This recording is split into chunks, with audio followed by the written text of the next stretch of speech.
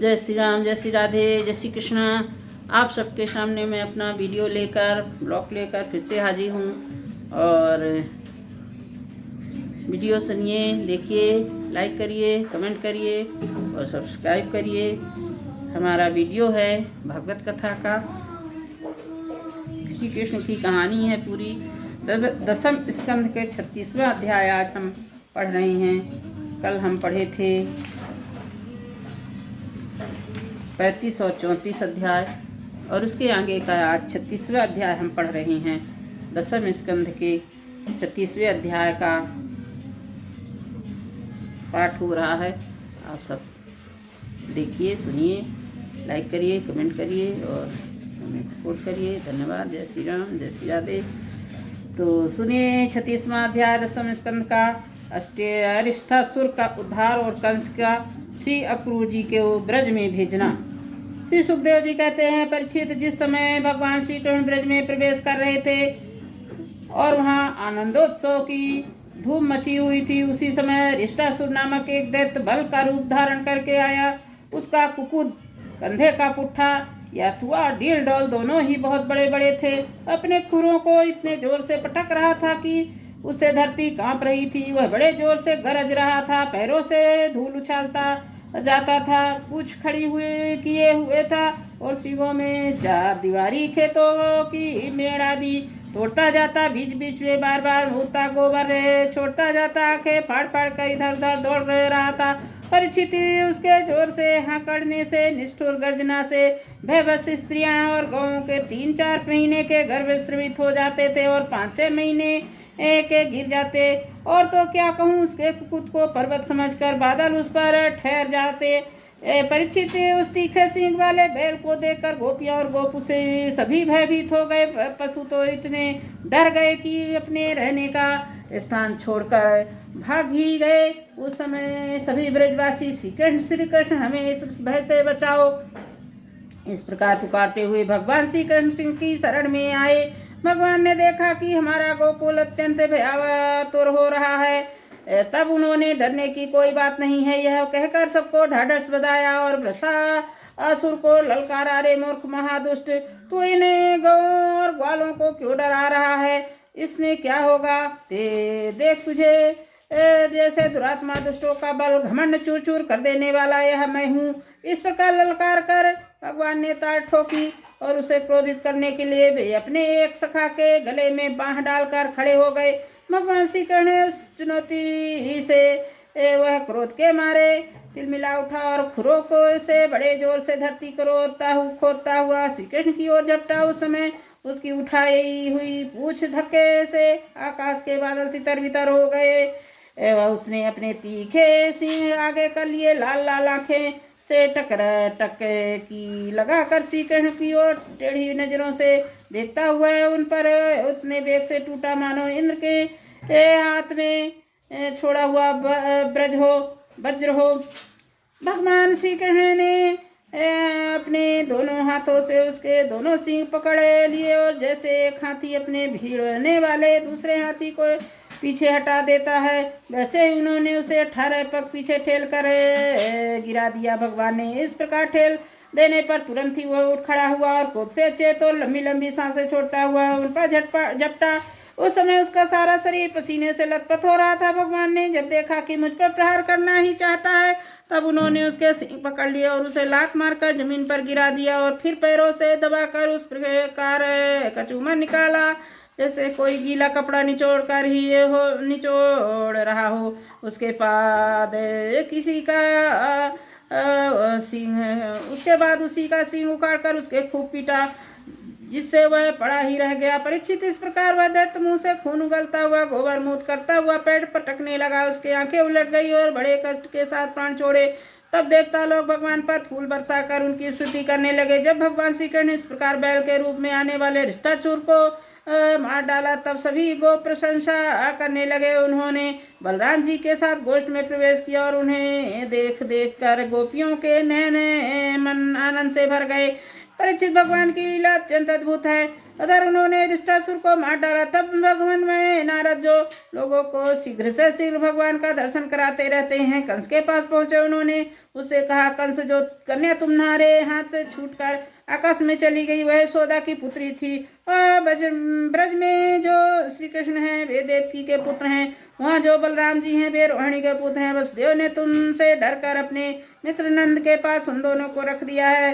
उन्होंने ही तुम्हारे अनुचर दैत्यों का वध किया है। यह बात सुनते ही कंस का एक एक इंद्रिय क्रोध के मारे कांप उठी। उसने वसुदेव को मार डालने के लिए तुरंत ही की तलवार उठा ली, पर नारद जी ने रोक दिया। जब कंस को यह मालूम हो गया कि वसुदेव के लड़के ही हमारी मृत्यु के कारण हैं, तब उसने देवकी और वासुदेव दोनों और पति पत्नी की हथकड़ी और बेड़ी से जकड़कर फिर जेल में डाल दिया। जब देवर्षि नारद चले गए तब कंस ने केसी को बुलाकर और कहा, तुम ब्रज में जाकर बलराम और कृष्ण को मार डालो। यह चला गया। उसके बाद कंस ने मुष्टिक, चारों तसल तोसल और पहलवानों, मंत्रियों और महावतों को बुलाकर कहा, वीरवा चारों मुष्टिक, तुम लोग ध्यान पूर्वक मेरी बात सुनो। वासुदेव के दो पुत्र बलराम और कृष्ण नंद के ब्रज में रहते हैं। उन्होंने के हाथों में मेरी मृत्यु बतलाई जाती है। अतः अब बे तब तुम लोग उन्हें कुश्ती लड़ाने के बहाने मार डालना। अब तुम लोग भांति भांति के मंच बनाओ और उन्हें अखाड़े के चारों ओर गोल गोल सजा दो। उन पर बैठकर नगरवासी देशी की दूसरी प्रजा इस दंगल को देखे। महावत, तुम बड़े चतुर हो। देखो भाई, तुम दंगल के घेरे के फाटक पर ही अपने को बल या पीड़े हाथी को रखना, और जब मेरे शत्रु उधर से निकले तब उसी के द्वारा उन्हें मरवा डालना। इसी चतुर्दशी को विधि पूर्वक धनुष यज्ञ प्रारंभ कर दो और इसकी सफलता के लिए वरदानी भूतनाथ भैरव को बहुत से पवित्र पशुओं की बलि चढ़ाओ।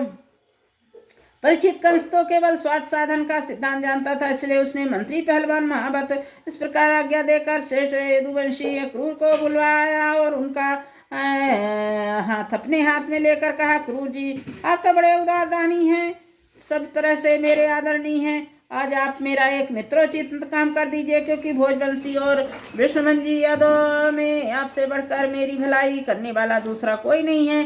यह काम बहुत बड़ा है, इसलिए मेरे मित्र, मैंने तो आपको आश्रय लिया है। ठीक वैसे ही जैसे इंद्र समर्थ होने पर भी विष्णु का आश्रय लेकर अपना स्वार्थ साधता रहता है, आप नंदराय के ब्रज में चाहिए।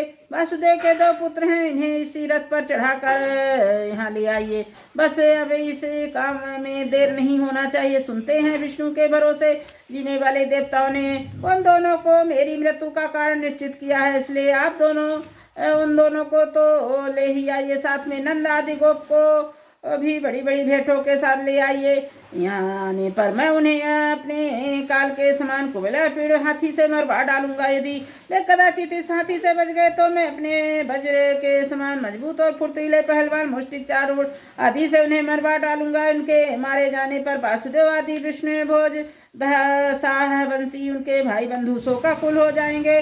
फिर उन्हें मैं अपने हाथों मार डालूंगा। मेरा पिता उग्रसेन तो यूं ही बूढ़ा हो गया है, परंतु अभी उसके राज्य का लोभ बना हुआ है। यह सब कर चुकने के बाद मैं उसको, उसके भाई देव को और दूसरे भी जो मुझसे देश करने वाले हैं, उन सबको तलवार की घाट उतार दूंगा। मेरे मित्र क्रूर जी, फिर तो मैं होऊंगा और आप होंगे, तथा होगा इस पृथ्वी का कंटक राज।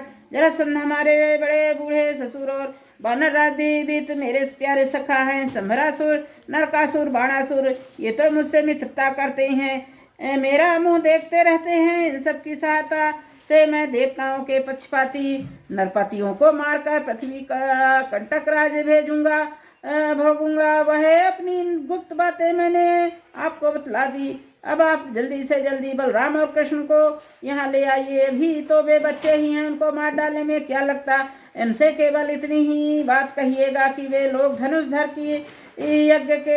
यज्ञ के दर्शन और यदुवंशियों की राजधानी मथुरा की शोभा देखने के लिए यहाँ आ जाएं। अक्रूर के कहने पर महाराज, आप अपनी मृत्यु अपना अरिष्ट, अक्रूर जी ने कहा, महाराज, आप अपनी मृत्यु अपना अरिष्ट दूर करना चाहते हैं, इसलिए आपका सब सोचना ठीक ही है।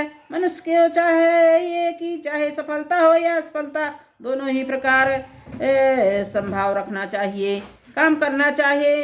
फल तो प्रयत्न से ही नहीं देवी प्रेरणा से भी मिलते हैं। मनुष्य बड़े बड़े मनोरथ के पुल बांधता रहता है, परंतु वह यह नहीं जानता कि देव ने प्रारब्ध में इसे पहले से ही नष्ट कर रखा है। यही कारण है कि कभी प्रारब्ध में अनुकूल होने पर प्रयत्न सफल हो जाते हैं तो वह हर्ष से फूल उठता है, और प्रतिकूल होने पर विफल हो जाते हैं तो शोकग्रस्त हो जाता है। फिर भी मैं आपकी आज्ञा पालन तो कर रहा हूँ। श्री सुखदेव जी कहते हैं, कंस के मित्र ने अक्रूर को इस प्रकार आज्ञा देकर सबको विदा कर दिया। तदंतर वह अपने महल में चला गया। अक्रूर जी अपने घर लौट आए।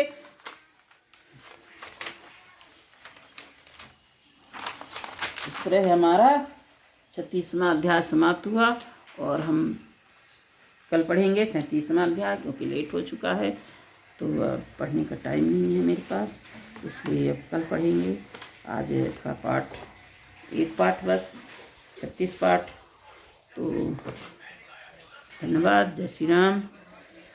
श्रीमद् भागवत की आरती। आरती यति पावन पुराण की, धर्म भक्ति विज्ञान खान की। आरती यति पावन पुराण की, महापुराण भागवत निर्मल सुखमुख विगिलत निगम कल्प फल परमानंद सुधारसमय कल लीला रति रस रस निदान की। आरती यति पावन पुराण की, कलमल मथंत ताम निवारिन जन्मत में भय भयहारिन सेवक सकल सुखकारिन समोसित हरि चरित गान की। आरती यति पावन पुराण की, विषय विलास विमोह विनाशिन विमल विराग विवेक विकासिन भगवत तत्व प्रकाशिन परम ज्योत परमात्म ज्ञान की।